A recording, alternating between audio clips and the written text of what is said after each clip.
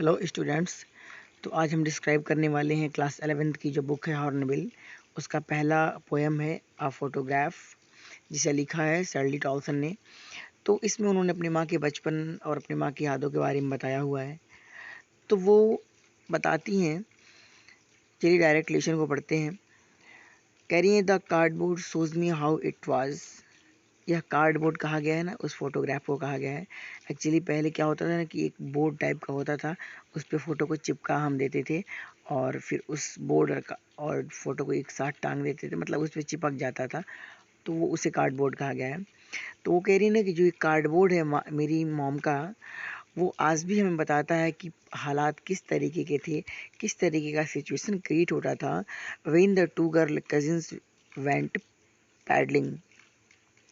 जब दो गर्ल यानी जो कजिन्स हुआ करती थी, वो पैडलिंग करने चली जाती थी।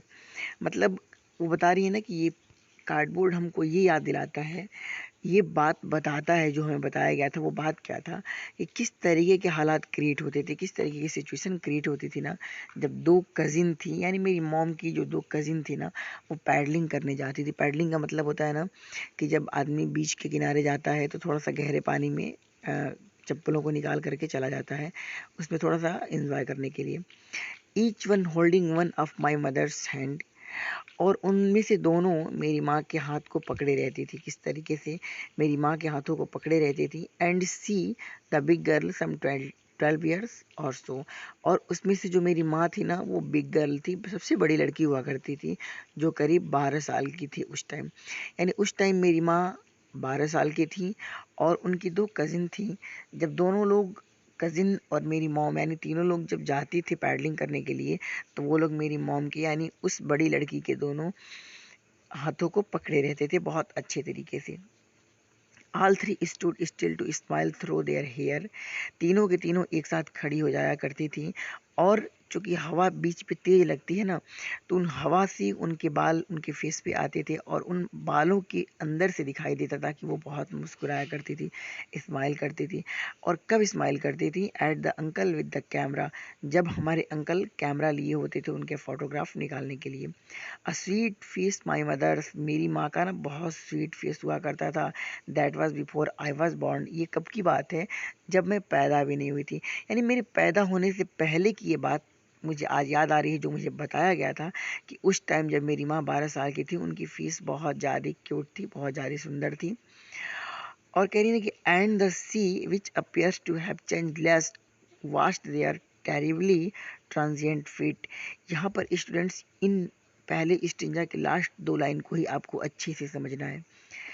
ये बता रही है ना कि एंड द सी, और वो जो समुद्र है ना, which appears to have changed less, वो ये दिखाता है अभी भी कि वो बहुत कम चेंज हुआ है, यानी वो ना के बराबर चेंज हुआ है। और वो कौन सा सी? जो vast their terribly transient feet, जो धोया करता था मेरी मॉम और दो कजिन्स के ट्रांजिएंट फीट को, बहुत तेज पानी से धोया करता था। ट्रांजिएंट फीट का मतलब क्या होता है? ट्रांजिएंट का मतलब होता है एज इमोर्टल। जैसे आप जो चीज़ें धीरे धीरे समय के साथ बेकार होते होते ख़त्म हो जाती है, जैसे आदमी है ना, आदमी का पैर है, धीरे धीरे ख़त्म होते होते बूढ़ा होके मर जाता है। तो इनके लिए ट्रांजिएंट वर्ड यूज़ किया गया है फिट के लिए, जबकि ट्रांजिएंट सी नहीं कहा गया है। सी नेचुरल है और ऐसा माना जाता है कि प्रकृति ने जिस चीज़ को बनाया है वो चीज़ें ख़त्म नहीं होती हैं। तो यहाँ पर सी के लिए ट्रांजिएंट यूज नहीं हुआ है, केवल फिट के लिए ट्रांजिएंट यूज हुआ है। तो इस वर्ड से हम समझ सकते हैं कि यहाँ पर ये बताया जा रहा है कि जो समुद्र है ना, पोइटिस बताती हैं कि जो सी है वो अपने आप में बिल्कुल चेंज नहीं लाया है। वो जो फोटोग्राफ में जैसे दिखता था ना, वो आज भी वैसे दिखता है, जो इनके टेरिबली फीट को धोया करता था। इनकी पैरों को यानी इन तीनों लड़कियों के पैरों को बहुत तेज धारा से धोया करता था। इनके फीट ट्रांजिएंट हुआ करते थे। शायद ट्रांजिएंट होने का कारण ही है कि वो तीनों के तीनों आज नहीं हैं और ये समुद्र आज भी वैसे ही पड़ा हुआ है। अब हम डिस्क्राइब करते हैं सेकंड स्टेंजा को। तो देखते हैं कि पोएट्री सेकंड स्टेंजा में क्या कहती है। कह रही है कि सम 20-30 ईयर्स लेटर, कुछ 20 या 30 साल बाद की बात है। She would laugh at the snapshot, वो इस स्नैपशॉट पे हंसा करती थी। अपनी मॉम को कह रही हैं कि उस फोटो को लेने की, यानी जब वो 12 साल की थी, तब से 20 या 30 साल बाद जब वो इस फोटोग्राफ को देखती थी ना, तो यहाँ पर ध्यान दीजिएगा, यहाँ पे पोएटिस का जन्म हो गया है और पोएटिस भी अपनी होश में यानी बड़ी हो गई है। तो कह रही हैं कि उस फोटोग्राफ के 20 या 30 साल बाद जब मेरी मॉम इस स्नैपशॉट को देखा करती थी ना, इस फोटोग्राफ को जब देखा करती थी ना, तो वो हंसा करती थी और कहती थी, see Betty and Dolly, she would see and look how they dressed us for the beach. ये बैटी हैं और डॉली जो हैं उनकी दोनों कजिन्स थी। तो मेरी मॉम हम लोगों से ये कहती थी कि ज़रा देखो, उस बैटी को देखो और डॉली को देखो, इन लोगों ने किस तरीके के ड्रेस पहन रखे हैं बीच पर जाने के लिए। यानी जब हम लोग बीच पे जाया करते थे तो किस तरीके का ड्रेस हम लोग को पहनाया जाता था, इन चीज़ों को देख करके, हमें दिखा करके, और वो हंसा करती थी। The C holiday was her past, mine is her laughter. ये पोएटिस कहती है ना कि जो सी हॉलीडे था, समुद्र पे जब वो लोग जाया करती थी छुट्टियों में, वो टाइम, वो मोमेंट मेरी मॉम का पास्ट था। मेरी मॉम जब 20-30 साल बाद उस स्नैपशॉट को देखती थी ना, तो वो ये सोचती थी कि वो टाइम, बचपन का टाइम उनके लिए पास्ट था। और अब मेरी मॉम का जो लाफ्टर था ना, मेरी मॉम जो हंसा करती थी ना, वो मेरे लिए पास्ट है। यानी अब बहुत ही बड़ी हो गई हैं पोएटिस और इनकी माँ मर चुकी हैं। तो ये कह रही हैं कि आज मैं जिस ज़िंदगी में जी रही हूँ ना, उस ज़िंदगी के लिए तो मेरी मॉम जो है वो पास्ट हो गई, और मेरी मॉम जब जिंदा थी ना, उनके लिए उनका बचपन जो था वो पास्ट था। अब इसके बाद जो लाइन हम आपके सामने पढ़ने जा रहे हैं ना, ये काफ़ी इम्पॉर्टेंट है। बोथ राई with the लेबर्ड is of loss.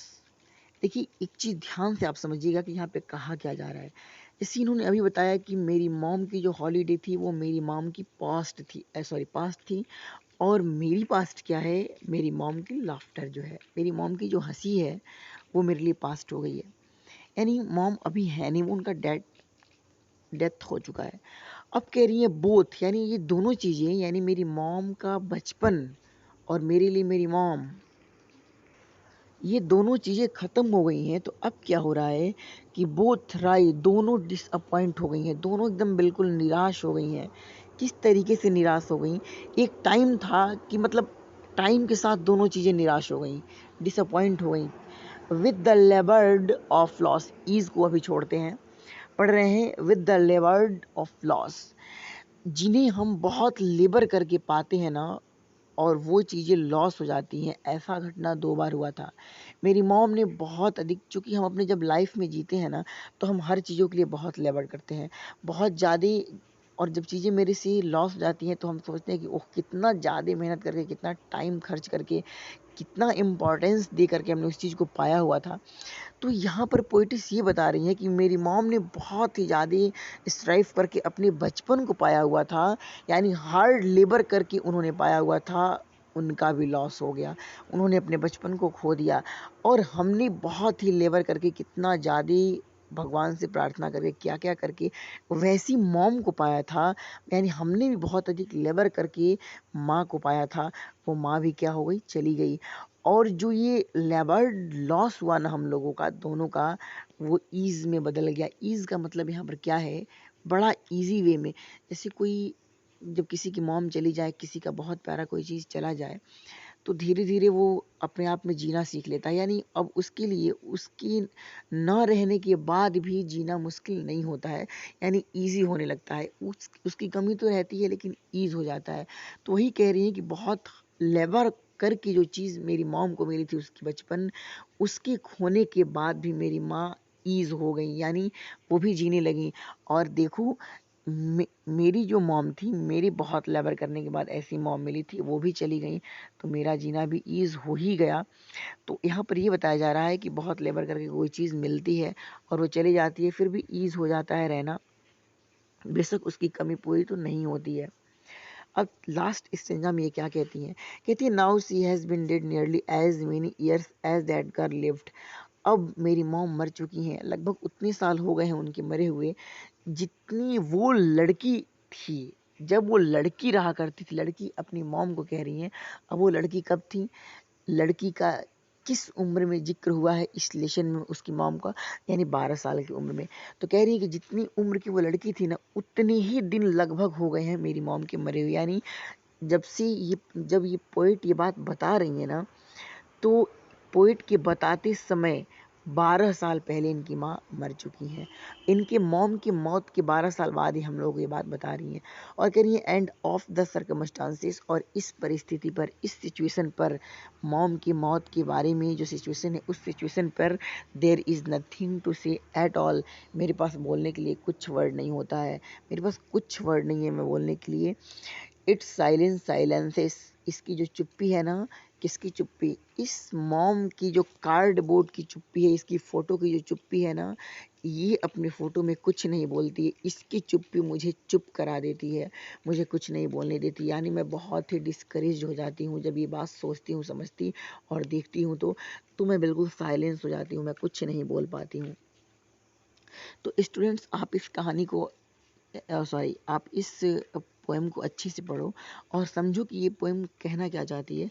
फिर भी अगर आपको कोई चीज़ें समझ में नहीं आती हैं तो आप मेरे से कांटेक्ट कर सकते हो, पूछ सकते हो, या फिर किसी भी तरह से क्वेश्चन कर सकते हो। Thank you.